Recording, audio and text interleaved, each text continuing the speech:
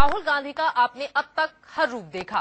बाहें चढ़ाकर लोगों से बात करने वाले राहुल का एंग्री यंग मैन वाला इमेज सबने देखा है। अध्यादेश को फाड़ने की बात भी सुनी, लेकिन अब राहुल के मेकओवर के लिए 2 कंपनियों को जिम्मेदारी दे दी गई है। 2014 के रण के लिए राहुल का एक्शन प्लान, पब्लिसिटी के लिए 500 करोड़ का खर्च। चुनाव लड़ने वाले नेता को संगठन में जगह नहीं दी जाएगी। ये प्लान 2014 के चुनावी समर में मोदी के खिलाफ राहुल के बड़े हथियार होंगे। अब एक एक कर प्लान को समझिए।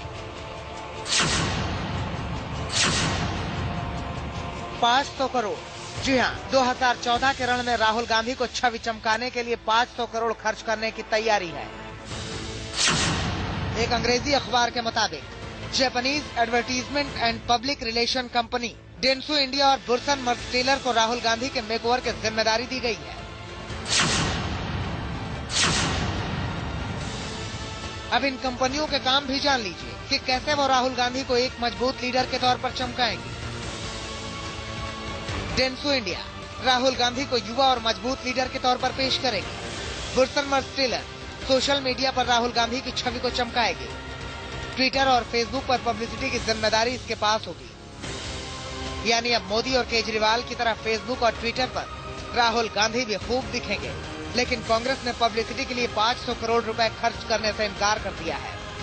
देखिए, राहुल गांधी के लिए पीआर एजेंसी कोई क्यों हायर की जाएगी, जब राहुल गांधी आज नहीं, जब से राजनीति में आए वो दलित बस्तियों में जाते हैं, आदिवासियों में जाते हैं, छात्रों में जाते हैं।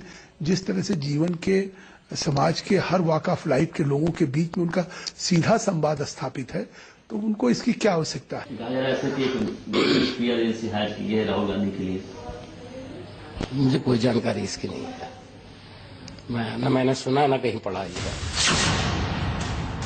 देश के 200 शहरी इलाकों पर सोशल मीडिया का सीधा असर है। मोदी और केजरीवाल फेसबुक और ट्विटर पर युवाओं के बीच लोकप्रिय हैं। राहुल गांधी इस रेस में पिछड़ते नजर आ रहे थे। 4 राज्यों में मिली करारी हार के बाद कांग्रेस ने रणनीति बदलते हुए अब युवाओं को लुभाने के लिए सोशल मीडिया के जरिए राहुल गांधी के इमेज को चमकाने का फैसला लिया है। 4 राज्यों में मिली करारी हार के बाद कांग्रेस के उपाध्यक्ष राहुल गांधी ने ऐलान किया था कि ऐसा परिवर्तन करूंगा कि आप हैरत में रह जाएंगे। अब परिवर्तन का वही दौर शुरू हो गया है। सूत्रों ने हमें जानकारी दी है कि कांग्रेस के पदाधिकारी राहुल गांधी को लिखित आश्वासन देंगे कि वे या तो संगठन में रहेंगे या चुनाव लड़ेंगे। इसमें यही नियम कांग्रेस के महासचिवों सहित तमाम पदाधिकारियों पर लागू होगा। सूत्रों ने हमें जानकारी दी है कि दिग्विजय सिंह कांग्रेस के महासचिव चुनाव लड़ना चाहते हैं। ऐसे में उन्हें अपना पद छोड़ना होगा। वैसे ही गुरदास कामत हैं जो कि जनरल सेक्रेटरी हैं, शकील अहमद हैं, अजय माकन हैं, ये सभी लोकसभा का चुनाव लड़ेंगे। इन्हें अपना पद छोड़ना होगा। साथ ही साथ जो कुछ सचिव भी हैं, संजय निरुपम हैं, प्रिया दत्त हैं, जो कि अपना पद छोड़कर लोकसभा का चुनाव लड़ेंगी। दरअसल राहुल गांधी की कोशिश है कि कम से कम लोकसभा चुनाव लड़ने वाले संगठन के काम में दखल न दें, क्योंकि इससे कहीं न कहीं लिट लतीफी को बढ़ावा मिलता है। ऐसे में ये बड़ा सवाल उठता है कि क्या कांग्रेस का ये नियम राहुल गांधी पर भी लागू होगा? क्या राहुल गांधी उपाध्यक्ष पद छोड़कर चुनाव प्रचार की कमान संभाल लेंगे और संगठन की कमान प्रियंका गांधी के पास होगी? Mithilesh Kumar, Delhi, India news.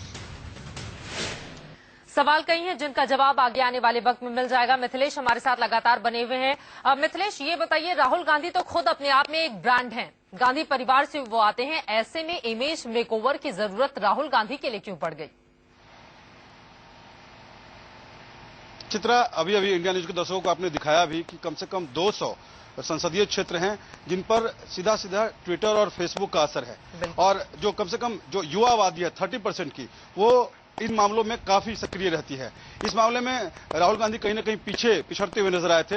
और आपने देखा भी होगा कि नरेंद्र मोदी चाहे हर मसला हो उस पर ट्वीट करते हैं, फेसबुक पर अपनी दखल रखते हैं। अरविंद केजरीवाल भी ट्विटर और फेसबुक पर कमाल का अपना तरीका उनका अपना है। जाहिर तौर पर राहुल गांधी के लिए भी कांग्रेस पार्टी अब ऐसी ही कोशिश में है कि कम से कम उन 30% युवाओं पर और जो 200 संसदीय क्षेत्र हैं उन पर राहुल गांधी पिछड़ते हुए नजर नहीं आए। यही वजह है कि अब 500 करोड़ रुपए खर्च कर जापानीज पीआर एजेंसी का सहारा लिया जा रहा है। लेकिन एक और सवाल, एक व्यक्ति एक पद की बात जो कांग्रेस पार्टी में अब सामने आ रही है, क्या वही चीजें राहुल गांधी पर भी लागू हो जाएंगी और संगठन की कमान आगे आने वाले वक्त में हम देखेंगे प्रियंका संभाल रही हैं? अच्छी तरह आपको मालूम है कांग्रेस में ऐसी रवायत नहीं रही है कि 10 जनपद या 10 जनपद से जुड़े हुए किसी व्यक्ति के लिए कांग्रेस का कानून लागू होता हो। राहुल गांधी 10 जनपद से संबंधित है, ऐसे में जाहिर तौर पर अपवाद है। यही वजह है कि राहुल गांधी अब कांग्रेस पार्टी का पुनर्गठन तो करना चाहते हैं, लेकिन सच्चाई यही है कि राहुल गांधी या उनसे संबंधित कोई भी व्यक्ति कांग्रेस के कानूनी दायरे में आता नहीं है। चलिए, शुक्रिया मिथिलेश इस पूरी जानकारी के लिए। तो तमाम जो सवाल इस वक्त खड़े हो रहे हैं, जैसे जैसे वक्त गुजरेगा, लोकसभा चुनावों की तारीख नजर आएगी, वैसे वैसे इन सवालों के जवाब भी मिल जाएंगे। बहरहाल